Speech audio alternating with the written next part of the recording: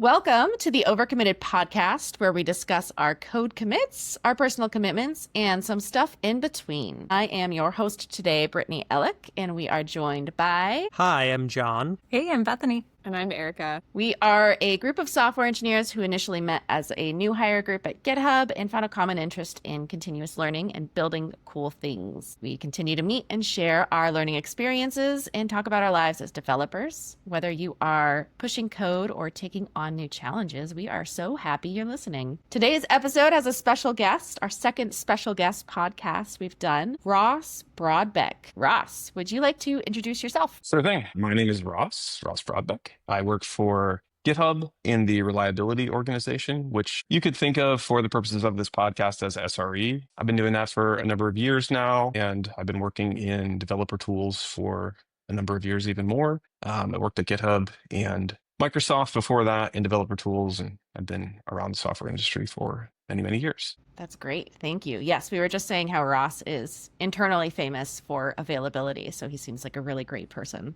to talk to about availability, which is our topic today. We want to talk about software availability, what it is, how it's measured, and how do you make sure you're handling it correctly. So we're going to start out by just talking about what is availability to set the scene for anybody who isn't familiar with the term. Ross, how do you define availability, and what's the difference between availability, reliability, and uptime? Because a lot of those are used synonymously a lot of the time. Sure. So availability is a little bit of a squishy term because you get to define availability in a lot of different ways. I would think of it at a very basic level as something like what the Google SRE book talks about when we talk about errors and latency and whether or not your application is actually working. So does the application work for users? It doesn't necessarily mean, and this goes to the second part of your question about, doesn't mean that the application is fully functional. Like it could just be around and doing some things, but it may be degraded. Reliable is more about, does the application do everything that you think it should do?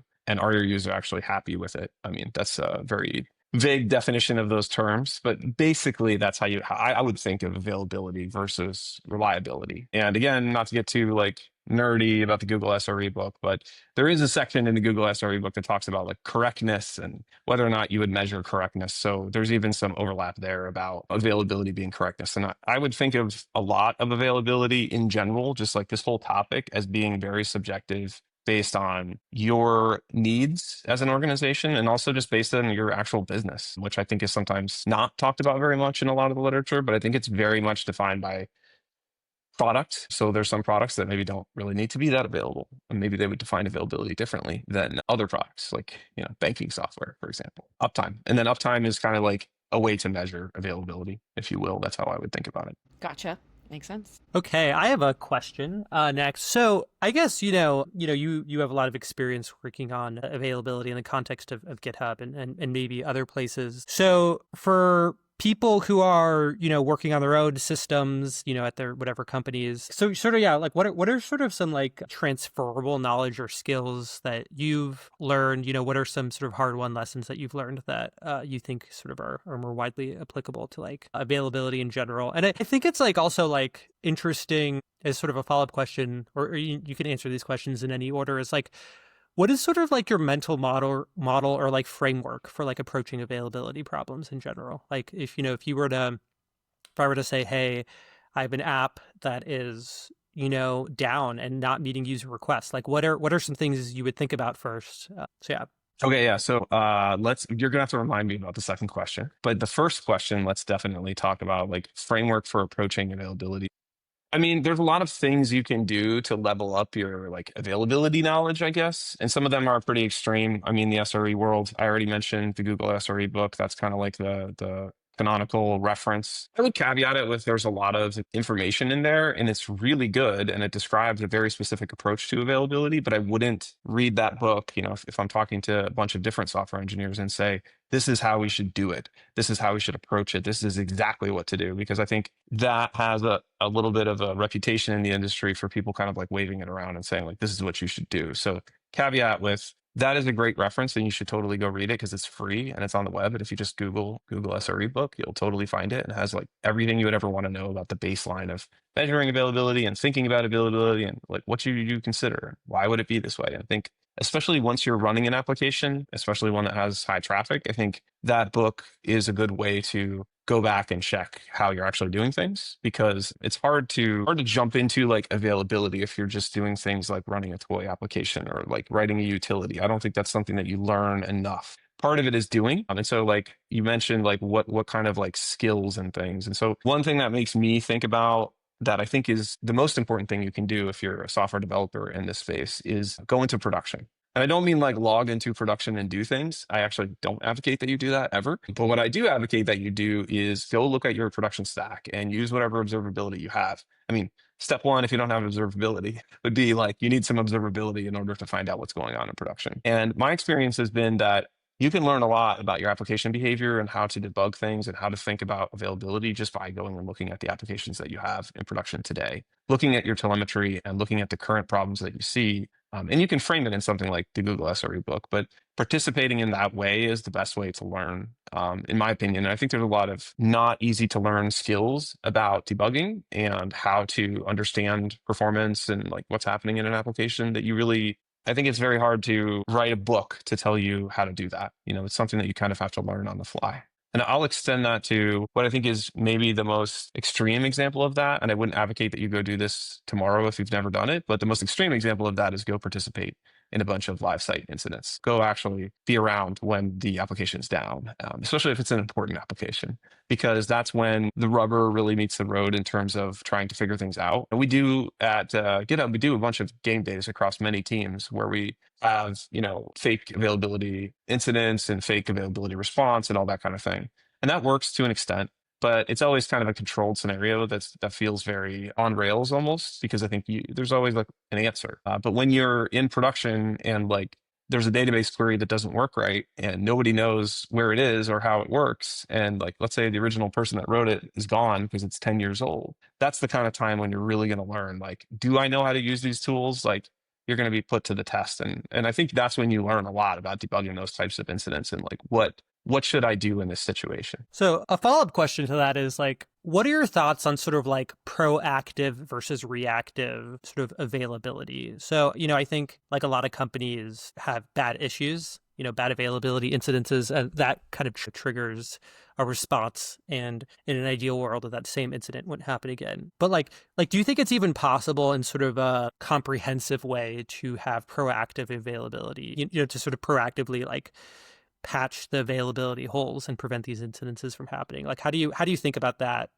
Yeah. Okay. So that's a great question that I could talk about for like literally this entire podcast, probably. So let me see if I can like try to break it down in a way that I don't just take over this whole conversation. So the first thing that I think about when you say, that you have problems with availability goes back to what I said at the beginning of the podcast, which I think is the most important thing you can take away, which is the business is going to determine how available and what those scenarios are. And so, for example, I can plug my blog. You can go read my blog. I wrote a blog article about this. Basically, like the way I think about this now is different. So one thing that I feel very lucky to be at GitHub, because when I randomly LinkedIn other engineers at other companies, sometimes they answer me because I think because I work at GitHub, not because I'm like special at all. But since my name has GitHub attached, they'll sometimes respond to me. And so a couple of years ago, I went and did exactly that. And I asked a bunch of SREs and people who were in the industry a lot of questions, because I was trying to build this availability program at GitHub. And I was, I'm famous for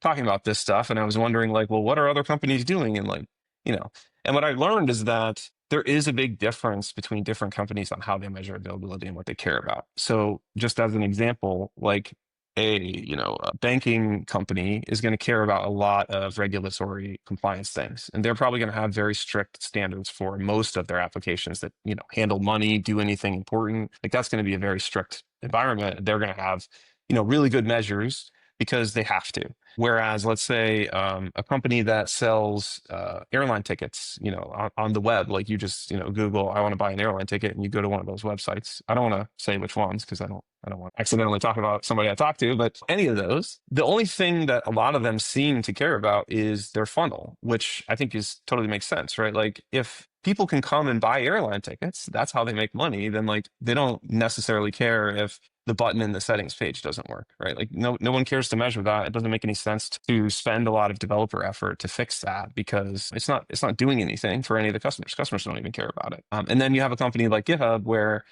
I think that one thing that I feel like I learned is that we have a pretty high challenge because we are a developer tools company where we ship product for developers, and a lot of our customers need our stuff to be up all the time. And it's not just one feature. It's like, okay, if you're, marketing company, maybe your like marketing landing page needs to be up, but you don't care if the marketing landing page and the settings page and the blah, blah, blah, blah, blah need to be up. We care. I mean, like if actions doesn't work, people are really unhappy. If pull requests don't work, people are really unhappy if issues doesn't work. Like there's a whole slew of things that can go down that happen at GitHub that we have to measure and be responsible for. And that surface is very high. So I think that that's like the first thing to think about. I already lost track of your question. I apologize. But I think it goes back to like, then you have to define those frameworks around those scenarios, right? So you're talking about like applications and whether or not we care. So first you have to define that. Then you have to go into how are you going to measure availability in the scenarios that you care about? And again, different types of applications have different measurements. So there are standards, kind of. Like if you go, again, Google SRE book, they'll talk about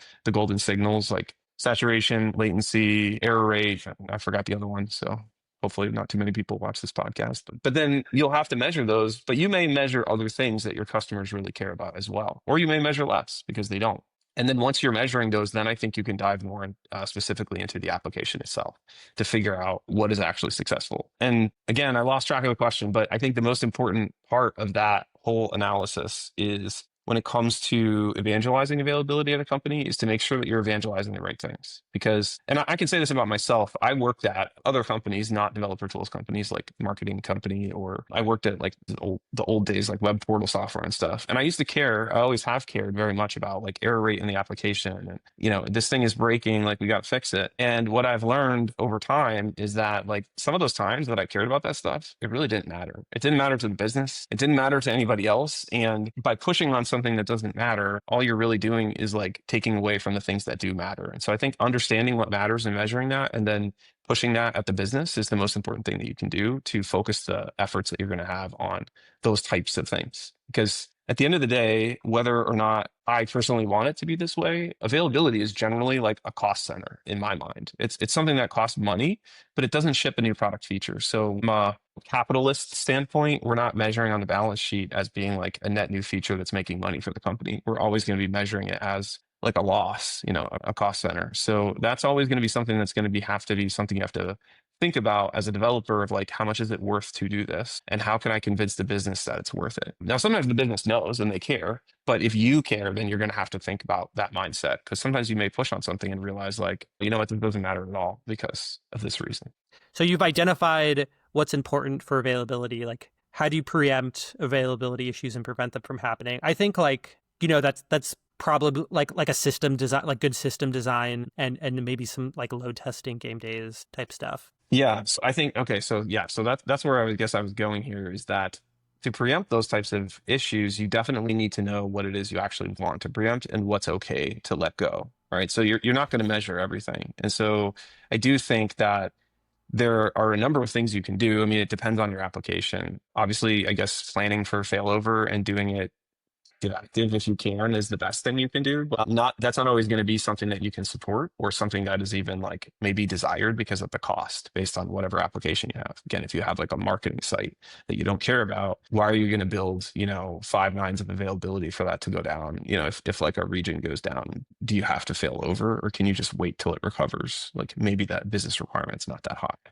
So that is a big kind of dependency on like what you would actually do, I think. And then the other thing is game days. Absolutely. I mean, playbooks and game days are the two things that I guess I could advocate for regardless of the application is that you always, and it's hard. That's another one that's like, it's even a cost center, I think, for developers. Like, I don't think typically people want to write playbooks or run game days. It's not always like the most fun or it takes planning and work and all that kind of thing, but it does help a lot. And when there is an incident, because if you don't have that type of knowledge written down, it becomes a game of let's page the one person who knows because they wrote the code, right? And that's never any fun for anybody. Yeah, you mentioned also spending time in production and like getting familiar with your own telemetry and monitoring. And it makes me think of like the times when I'm implementing a new feature and, I don't look at the logs for that method or that, slice beforehand. And afterwards, when I look at it and I'm looking for errors, I see all these errors, but then I go back and look at how long they've been going on for, and they've actually always been around, and it's, a 2-year-old error. And so it's nothing that I changed, but it's working enough that nobody's reported it. But if I'm looking to see if my changes broke anything or made anything worse, it's really hard if you can't piece apart what was an error before versus what's sort of new. So yeah, it's a good reminder to check the logs, check the behavior before you do anything to change it, to know what your baseline is.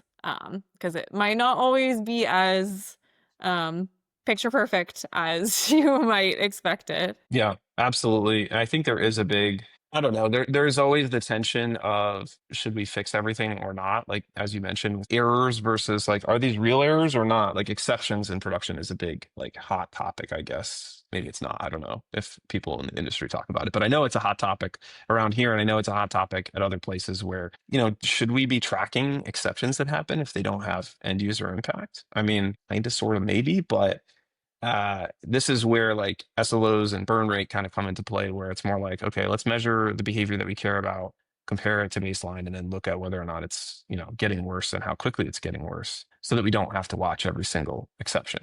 But I think there's a fine line there, because I know at GitHub, one of the things we have is automated rollback if your application can support that, and we can do any kind of query really that we want, and we want to compare like a canary rollout to full production. If canary shows up with a new error, ideally you're not going to watch that at all. Like, as a developer, you shouldn't ideally watch that. You should just get a notification that something happened. It should automatically roll back, because I think once you get to a certain scale, like watching things in production gets like really painful and really hard, and it's error prone.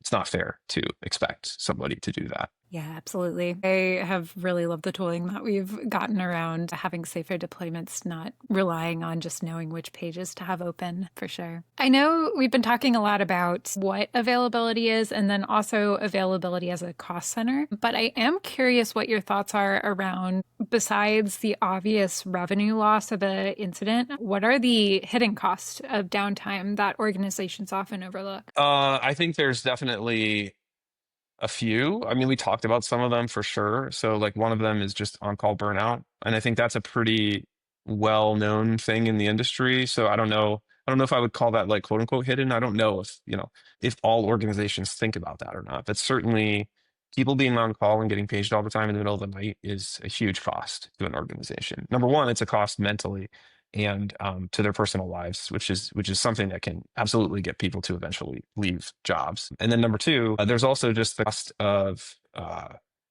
cost of people not doing the work that you want them to do that's not availability work, right? Like, if you're getting paged all the time and you have to go research why is this thing broken and what's going on, then you're not, shipping new features or doing the cool stuff. Maybe I don't think that's cool, but some people do, doing the cool work. And so that's a huge cost, right? And if you don't have a good handle on tracking that, then I think it could be one of those things where people talk about, debt and like, oh, I have a big application that's really old. And maybe that application's fine if you don't have to maintain it or do anything to it. But if that application's old and it pages people in the middle of the night every night because nobody knows how it works and it has errors, then that's the debt that really needs to be paid down. So there's that. I mean, there's also just the customer trust factor, which is very hard to quantify. And I think this again goes back to like industry, is like, how much do your customers need your product and what parts of the product do they need and how much do they have invested in it.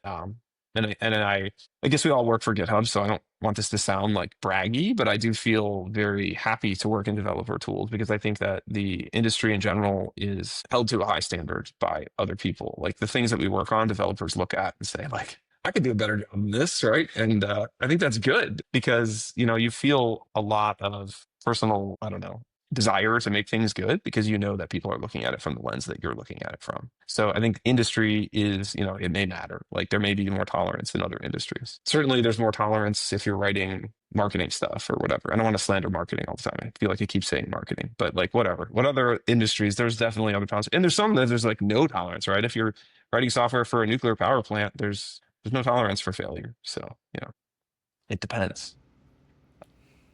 Classic it depends answer. Yeah, so I think we talked a little bit about, making sure that you are choosing the amount of availability that makes sense for your organization instead of just arbitrarily saying like we need to be as available as possible. And I think those are some really good examples of, places that maybe availability isn't the most important thing to invest in, and examples of where it is actually incredibly important. So I'm curious how, in your opinion, you would quantify the value of improving availability in places that are availability is really important and critical. I think we talked a little bit about uptime, and that's often measured in like the nines, or like 99.9% to, 4 nines, 99.99% available. I'm curious, is it worth it to just like pick the maximum amount of nines and just continuously work towards getting more nines? Or I'm going to try not to ramble on this subject, but it's going to be really hard. So again, I apologize in advance, but I will try to stay on the question. So I think, to answer your question, like in a very succinct way, I do not think that picking a number of nines and just trying to iterate to it is probably the right way to go. And that goes back to the example I gave of like marketing site that you're fine with being down, right? The application architecture is going to change fairly significantly depending on how many nines you're trying to achieve. And maybe I'll just back up and say, okay, so what are nines? Like one thing you can do to make this pretty simple is just go to uptime.is, which is a website that calculates SLAs and SLOs. I think it says SLAs on there, but whatever, you can use it for whatever. And you just can type in like a percentage, and it will tell you how many minutes of a given time frame map to that percentage. And I really like that because there's a lot of ways to measure nines, which I'm going to probably get into, and this is why this subject could be super long. But one way to measure it is just how many minutes have we been down, right? So if you're operating a website as a simple example and the website is completely inaccessible for some period of minutes, then you can take that and divide it out over the total number of minutes in a day, a month, a year, whatever. And that'll give you a nines number. It'll give you the percentage of time that your website was up. And so, if you look at those nines, like the way I mentally translate it right now is 3 nines, which is common to hear, is 43 minutes of downtime every month. So that means like in a month, you have less than an hour to be down. Whatever you're measuring, doesn't matter. And then if you go for 4 nines, it's 4.3 minutes per month.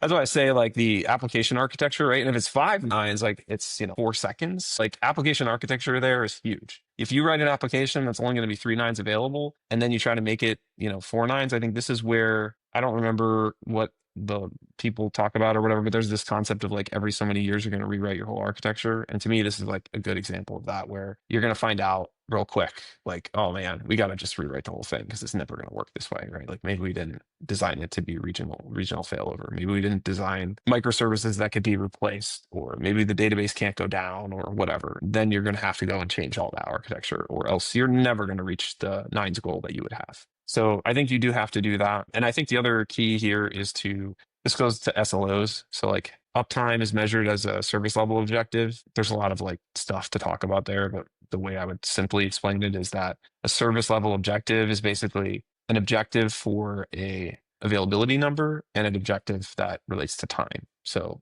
we want to be, let's just define it simply and say, we want to not have more than, 5% error rate over the entire month. That's the service level objective. It has to have a time component and a measurement component. And there's a lot of ways to define that type of SLO. This is where I feel there's a lot of like, you can go read my blog. I wrote a lot of stuff about looking at SLAs for different companies, for example, and it varies so much. And how you define that number changes how many nines you can even have. So just as an example, like you can measure just success rate, like good, bad success rate, or you can even measure like, can you ping my website? Or like, is my, website's, health check thing up, right? Like don't check the actual site, just check the health check. And if that's up, then that counts, we're good. Right? And you can hit that 1,000 times every minute. Then like, because you have so many hits, right? And it's up all the time, as long as you don't have any major problem, you could say your nines are like crazy good. But if you have that same website, and you start measuring, like let's say it's in React. Did the React components load within like, half a second or whatever? Like all of a sudden the nines capability that you had goes way down, right? And let's say you have 100 React components. Now you're doing probability math, right? It's each one of those has to be up. And if you're going to combine them, now we're getting into like, how do you combine them, right? Like do they all have to be up every minute, or can half of them be down and half of them be up?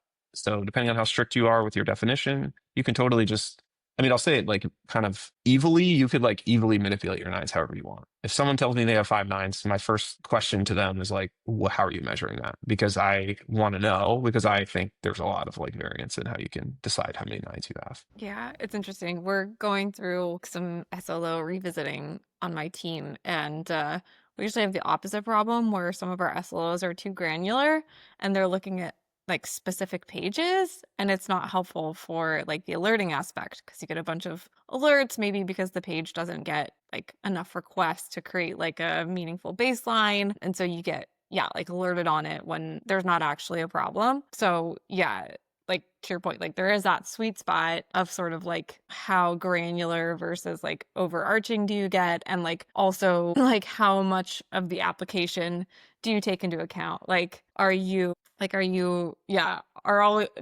is the only thing you care about like the networking aspect?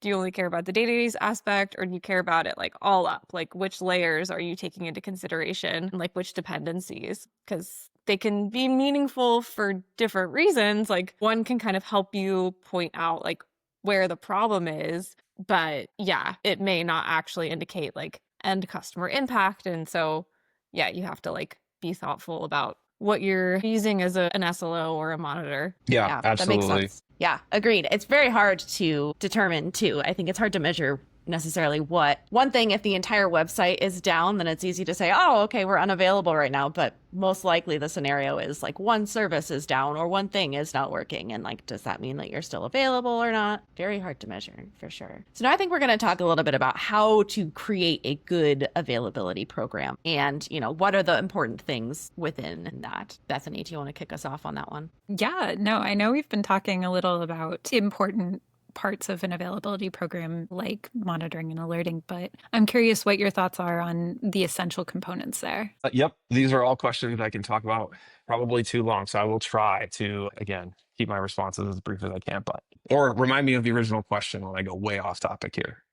So this is to me one of the most interesting things that you can talk about from a company-wide perspective. And I'll go back to like some of the differences, and I'll reference my blog article again. So like there's differences between companies here. I think there's one idea of like, what industry are you in? Okay, that's one type of company that you're thinking about, how are we developing for them? But the other type of company that I think about is, how big is your organization? Because if you are in a startup and you're just trying to get your, site up and do the thing, like you don't need an availability program. Just to be honest, like there's no reason for it. Just do the thing. And so there's some minimum level of things you should do, but I could not recommend to anybody that's running a small organization or a very, I'll say like immature, but I don't mean like bad. I just mean young organization, to like set up some big program, because I think you're probably wasting a lot of time that you could just spend developing your product. And I think when your product gets to a certain maturity level, and when you have a certain customer base that is large, is when you need to start considering that you need to have an availability program, because now you have customers who, this goes back to like, what's the value of an incident or whatever, is that if you have a lot of incidents and you have a lot of customers, you don't want to lose them, right? If you have no customers, then incidents don't really matter to you. So I think that's a big important caveat to like availability programs and how much effort you put into them. Because if you read the Google SRE book again, like, and you just do what they say, you might be wasting a lot of your time if you're, 3 people just coding a website. Don't worry about it. At the GitHub level, with the amount of like people we have and services we have, though, I do think there's some key components. And I think it's interesting because I think monitoring and alerting is good and you need it. But I think it's often confused with SLOs in particular with reporting. And so I want to differentiate, number one, that I think you do need monitoring and alerting. And alerting on SLOs is great. You should check out burn rate and look at how to alert based on burn rate if you're going to alert based on SLOs, because I think that's a key way of avoiding some of the alert fatigue that you can find. But it's really hard to tune, by the way. I mean, low hit rate service, for example, like synthetic traffic is a way to fix that. And there's like all this stuff you can do. But ultimately, monitoring is great. But I think the key component to like a large organization and making sure that's a sustainable availability program is actually reporting. And how you do the reporting, I don't know that there's a right answer. I can say that there's some things that I feel like I've learned that are interesting about humans that have nothing to do with computers that I think are good ways to think about an availability program. So number one, like alerting is good, but I think the teams need to own the alerting and they decide what to do alert on. I don't think you can mandate alerting or tell people what they should alert on. You can give them guidance, but they may not use the guidance. Like, we talked about applications that are noisy. Like if you have a noisy application and the errors aren't real, then the team themselves are going to know like what the signals are for alerting. But I also think you can do things like reporting. So SLOs for me are a good reporting tool. And now that's a little bit of like a weird way of using the word SLO, because SLO is an objective. And so like by the letter of the law, I guess an objective is something that the team sets for themselves. It's not something that they report out to their management chain and say, here's what we're going to do. But that would be an SLA. It's an agreement, right? Like, hey, we agree, we're going to do this. But I think in practice, it's too hard to do that, because then you have to maintain two different numbers and you have to like do all this work and tooling. And like maybe if you have a very homogeneous platform and all the work is done for you, you could do that. But I think in practice, it's easier to just say, yeah, we have this SLO and yeah, we're responsible for it. And like, yeah, it's a little bit of both. And like, it's not ideal, but it is what it is. And that is what we do at GitHub. I think having that means that you can then report on that number to your management chain or to the product owners. Ideally, it's in concert with your product owners. And that's really important. And I think this is one of the things that I like that we do at GitHub is we compare daily incidents to the numbers for availability. And the reason why I think that's important, which I mentioned the human aspect, is like maybe it's just me and I'm not very good at math. I'm like fine at math. I mean, I went to like engineering college and I had to do engineering math. But still, when it comes down to like burn rate and numbers and all that, I really don't want to sit and try to calculate like, okay, well, how long was this thing down? And like, what's the number? And so looking at daily numbers and having a daily SLO that compares to an incident helps me look at like a big table and just say like, okay, on January 4th, was there an incident? If the answer is yes, then this number should be low. And if the answer is no, then the answer should be high. And so I think that's a very powerful tool from a reporting perspective. Doesn't mean you should alert every day that it's down, but it does mean that if you want to know, and this goes to like operations review. So at a larger company, I think from a director level, you want to have an operations review where you review with your teams. Hey, like what were the numbers last week? How did we do? And that's where I think that type of accountability is really important. It doesn't have to be mean. It's just like a check on, hey, like we had an incident. Our customers told us like this can happen, right? Your customers filed a bunch of customer reports and you had a status publicly and say, hey, this is broken. Well, if that happened and the SLO didn't dip, then the SLO must be wrong. Like your customers are telling you the SLO is wrong. Even if you're like, yeah, I don't care about that, right? But the customers clearly do.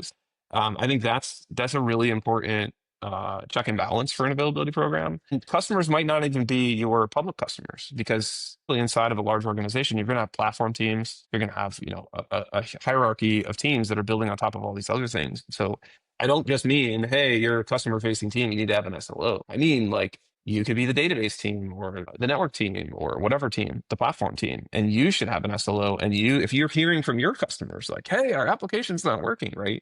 That is a sign that whatever you're measuring, you either need to communicate to your customers that like, this is the objective that we have, or you need to figure out what you're missing in your measurements so that you can match that expectation with reality for your consuming teams. Like those are your customers. So having that, I think, is super, super important. And then like the last pillar to this, I think, is like incident review and incident response, which there's like tons of stuff written on and whatever, but you need to train people on that. We talked about game days and playbooks, and we have incident commanders at GitHub. If you have a large organization, I think you need some type of role like that. And ideally, it's not a centralized role with a classical SRE team might be, where it's like 4 people or 10 people that are always on call, because I already mentioned like that's like burnout. That's huge burnout. So yeah. And for those who aren't aware, could you explain what an incident commander is?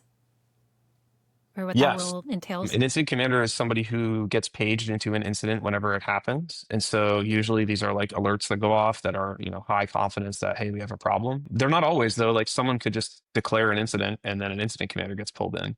And their job is to basically coordinate the incident. So usually that means finding the right people, making sure we're working towards mitigation. By the way, that's like my favorite thing to say is like mitigate first, root cause second. So, that's a key thing, is like, it doesn't matter exactly what the problem is. It matters that we fix it. So our first step is to go find out what changed and try to revert it, even if we don't know if that will fix the problem, as long as we're sure it's not going to make things worse. So that's kind of the job of the incident commander, is to run that type of incident. And usually the incident commanders have had a lot of experience in incidents, which it turns out is really necessary, because sometimes you might need to be pushy, or you might need to, empower someone to page, or you might have to page another team. And there's a lot of like social friction, I guess, obviously, to paging someone in the middle of the night, unless you're really, really sure. So like having someone there to help support that and make sure like, yes, it's okay, this is broken, we need to do it. It makes those types of things go a lot faster and make sure that like everybody does, the thing. Then there's communication. But yeah, that's what an incident commander is. So I get to ask a really fun question. Looking forward to the future, and pick your brain a little bit on any emerging technologies or practices that you think will change how we approach availability in the next 5 years. I know I'm probably supposed to say AI, and I think AI has its place. And we just talked about incident commanders. I think AI to me is probably a good place for that. And I know there's some products that do that kind of thing, because I guess I'm thinking of AI as something that can understand a large corpus of material and then translate that experience into I can do the thing. And so incident commander is a good role where like it's pretty well understood. There's a lot of like literature and like examples for that. So I think you could probably train an AI pretty well, go do this thing. I think where it gets a little more dicey with AI in, emerging technology is the investigation piece of this. And I know there's companies trying to do this with MCP servers and whatever, but I guess I feel a little more pessimistic about that because I'm not sure if there is enough prior art that's the same in order to train something to say, investigate this. You can probably hit the basic scenarios, but I don't know. Maybe they will. I mean, great if they can do investigations without us having to do it, but I don't know. That seems like less likely. In terms of technologies that are upcoming, I would say I'll paint a more pessimistic picture. And I'll say that there is this report called the SRE report that Catchpoint publishes every year. And so I would highly recommend, if you're interested in these topics, to go check it out. And they just published it for 2025, maybe actually quite a few months ago, probably. But I just discovered that they published it. But in that report, one of the things that they talked about was they survey everybody and it's a lot of sentiment survey, but one of the surveys was like, how much of your time do you spend on toil? And it was interesting. This is the first year of that survey where they said that toil went up instead of going down. So I'm painting that pessimistic because when you tell me that, like I just read that survey not too long ago, so it's still stuck in my mind. Like I was really surprised to see that like, wow, toil went up, right? You have all these technologies, all this observability, all these things. And I think maybe, I don't know, like, are we at the tipping point where we have so many tools that's enough tools? Like it would be easier to consolidate the tools and have fewer and do some of the human work than it would be to continue having more tools. I don't know the answer. Maybe it's things can fail over more and AI can actually operate. I haven't even thought about that, but like that would be kind of an interesting world to explore too. It's a very interesting like psychological rabbit hole where I almost wonder if like AI and the introduction of AI is making the perception of toil greater, where like because we have the ability to automate so many things with AI, the things that used to be sort of mundane and like, taken for granted that you have to do manually are like now seen as toil. I have no idea, but that could be another take behind the data. Yeah, it's a good question. And I feel a little bit in a bubble about AI, maybe because we all work at GitHub. I don't know if you all feel this way. I was just at 4th of July barbecue with my neighbors who work in tech. And some of them are like, yeah, I'm using AI, but I'm just kind of doing this thing, right? And we're all, obviously using all the tools that we're given basically for free that we're developing every day. And so like my perception of what are people doing every day might be skewed based on my own industry versus like, I don't know, if you're in finance or one of those banking or something, like I feel like some of those areas, they're not, they're not there yet in terms of what we're doing, at least. Again, not to slander that. I just think that obviously those areas need more and things catch up. We're like competing in that arena. Love it. I have learned so much today. I've taken so many notes just for myself, not even just, for the podcast. This has been great. But we do need to wrap up a little bit here. And so what we're going to do is move on to our fun segment, which today is going to be our top software books, where you pick 1 to 3. I mean, obviously more if you really need to, but this isn't necessarily one you've read recently, but it's like your top, like somebody is just entering the industry and this is your best recommendation for them. What you think those are. So I'm going to go first to give you all a little bit of a time to think about what those are. So my top 3 recommendations are, the first one is the Software Engineer's Guidebook as like a career level recommendation. That's like one of the best ones, I think, that goes through every single career level. Highly recommend that one. And the second one would be Designing Data Intensive Applications. If you're interested in how data intensive applications work or anything at a company that's larger than, 10 engineers, it's a really great resource. And then my third one is going to be Thinking in Systems. These are all ones from our book club fairly recently. So, but yeah, if you're interested in, learning about how to think, that's a really great one. Ross, do you want to go next? I'll go next. This is a hard one. I will say, like, I don't read very many software books. I read like articles and stuff, but there is one book that I really like that I have not read in a while, so I don't know. This is probably going to date me, so whatever. There's this book called The Best Software Writing One, which is selected and introduced by Joel Spolsky, I think is how you say his name. Joel on Software. So that's why I say it might date me, because he used to be like a very prolific blogger. And he collected all these like software writings from a bunch of different very famous authors, and they're like papers, like there's the one about painters and hackers or whatever by the open source guy. See, I don't even remember his name, but like there's tons in there, and I'm not sure how much is still fully applicable, but it's a much more like soft book where I think you can get a lot out of people's thoughts rather than specific technical stuff. So I would recommend that one. I think it's pretty cool. I think my recommendations would be whenever I have a mentee that's like graduating this program I volunteer for, I always get them algorithms to live by, just because I think it is a really good way to break down these seemingly complex algorithms into stuff you can see and attribute physical nature to the algorithms and see how they work and how people are thinking of them. And I think that is a great one. I also really love The Staff Engineer by Will Larson.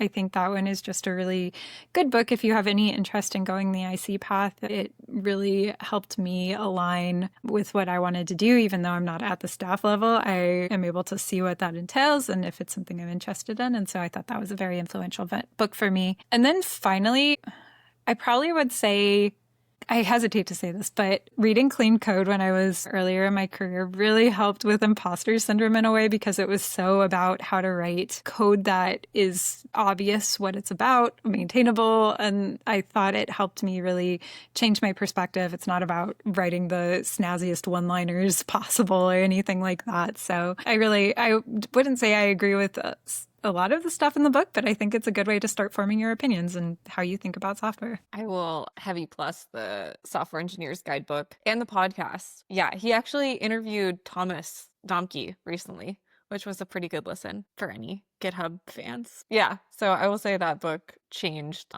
my approach to my career and my day-to-day. John, I think you're last. Yeah, so I kind of think about availability. Like, I think sort of like the platonic ideal is to write like perfect, rock solid distributed systems that never go down, that like don't even need monitoring. Obviously, that's impossible. But I think like, if you want to build like, sort of like an availability program is sort of a symptom of like the fact that mistakes happen, like systems break, a large collection of people make mistakes, a system becomes overly complex. So I think like a book, like a textbook on like distributed systems. Like there's like one, I think there's like this Dutch guy, I believe he's Dutch. It's available online. I think it's just called like Distributed Systems by Martin Van Steen. I've like read, you can just read the PDF of it. I think is good. I also think like there's this book called Principles of Object-Oriented Design in Ruby. POODR is the acronym. I think that's a good book on like how do you write code? I mean, it's specific to Ruby, but like how do you write code that's like well organized? And I think I'd recommend that book. I think that book was like helpful for like thinking about how do you write software that is maintainable and that will hopefully not go down. But yeah, there's sort of two dimensions to availability, sort of the underlying hardware and the code organization. So Love it.